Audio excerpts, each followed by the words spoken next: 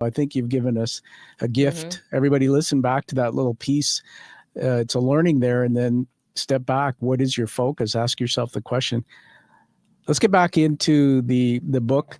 Why did you write it, by the way, this book? And talk just for a moment about how it's structured, because I saw it as a bit of a tool, a workbook, something that is Mm-hmm. not just a typical book.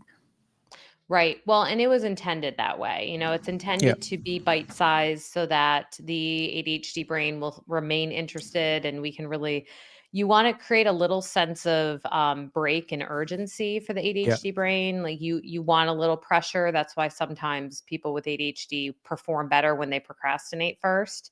yes. And so that was the structure. But what I found was that when you looked at the research on ADHD in women specifically didn't really start until the early 2000s, which is wild. I can't believe that. That's crazy. Why? Yeah. Any reason why? Oh, I got lots of reasons why. Um, Give us one, because that's the first question. Why?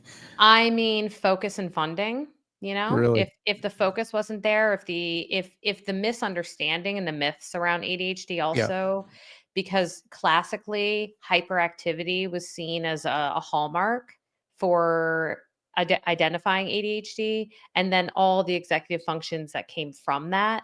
And we know that this is something that presents a bit more in young boys. It does present in young girls as well, but ADHD can look very different in young girls. I mean, it can look like Hmm.